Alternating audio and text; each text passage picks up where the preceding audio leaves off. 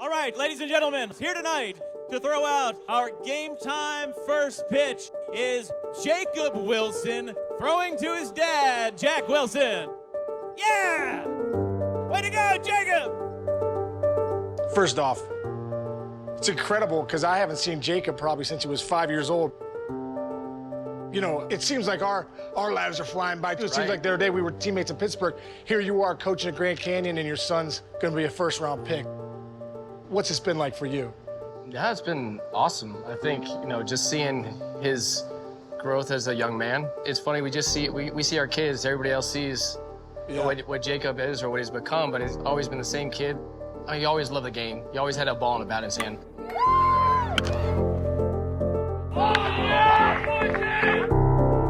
Now he gets all this love and attention that he deserves, but it's been just super fun to watch him grow as a player and as a man, as a teammate. This kid is a savant, a phenom. He is the face of the Lopes, and there is every reason why. Why Grand Canyon?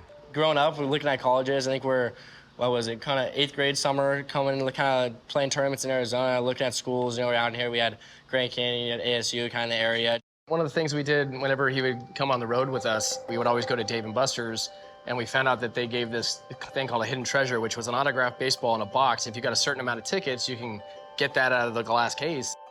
And he came out here for a visit. They offered him, and we went to Dave & Buster's like 3 or 4 days later. And we went to Yahtzee, which is our normal go-to game to get all the tickets. We told the lady we wanted a ball. See how we do this time. And sure enough, we opened it, and it was Tim Salmon who went to Grand Canyon U. And this was 3 or 4 days after his first offer from Grand Canyon. My gosh. And at that point, the decision was made for us.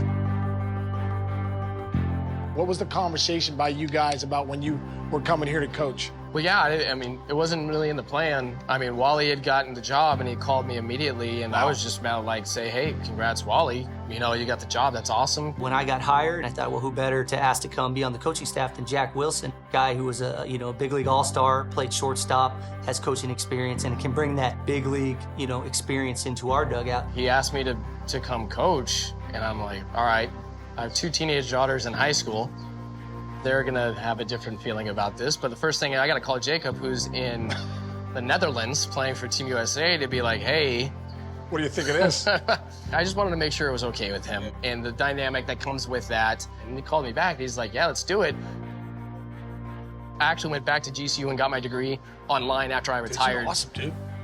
Graduated in 2018, even before all this had happened, That's awesome. because I knew I needed a degree to be NCAA eligible to be a coach. So that was always just kind of a cool thing that happened, that I actually walked here, and it's been phenomenal, and it's been a great transition. It's been pretty awesome to kind of have him around. I didn't really have him much the first 2 years of college. He was always just kind of dad, just the fan up in the stands. But, have him on the field this year.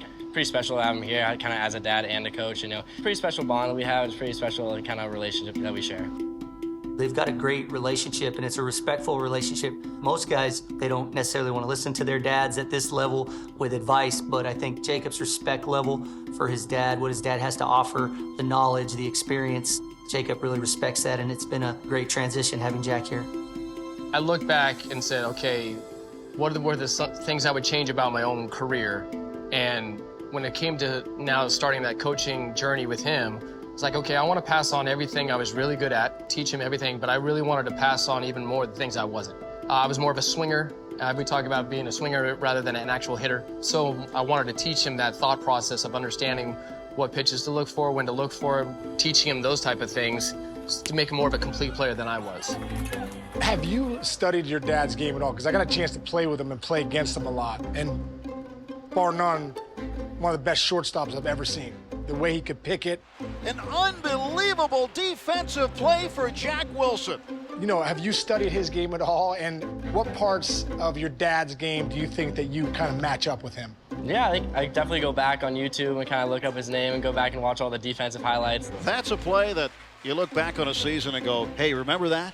Unbelievable. Pretty cool to kind of go back and see how good he was with the glove, and it's pretty cool to kind of have Dad here, being able to kind of challenge him and try to hang with him at the end of the day. It's been pretty special. That's right. He tries.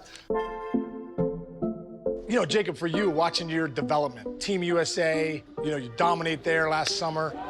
You come here this year, your OPS, your slug, your on base goes up, your strikeouts go down.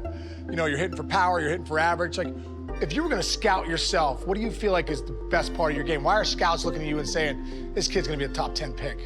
Yeah, I'd definitely probably say the bat-to-ball skills. Kind of growing up, like he said, like he didn't like striking out. That was the main thing that he really built in when he was kind of winding up, two-strike approach, just put the ball in play. You know, you have a better chance of helping the team win if you put the ball in play rather than watch strike three. So for that, that's kind of the main thing that I really focus on.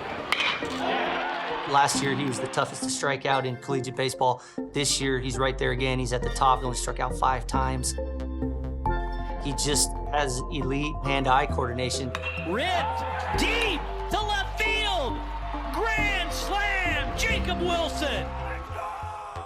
Have you thought about draft day, and have you visualized that moment, you know, getting your name called? Yeah, I've thought about it a little bit, just kind of how special it's going to be, just to be able to just be surrounded by my family and friends, just kind of be able to live that moment with them. Especially sisters, love them to death, so being able to be surrounded by them is going to be it's going to be a pretty special moment. Wherever we're at, and that moment where you can kind of see each other and just kind of have that flashback of from when he was this tall hitting off a tee to the first time we played catch and he actually caught the ball in the air to the first time he hit his first Little League home run. Over. And how excited he was. Yes! And you just kind of that flashback where you just see all these different awesome memories that we had together on the field. I think all that kind of comes together.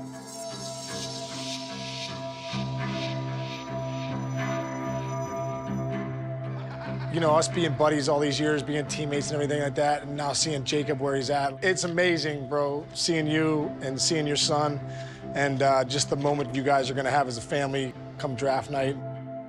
Best of luck to you guys. Thanks, buddy. Can't wait to see you in the show one day, brother. Thank you.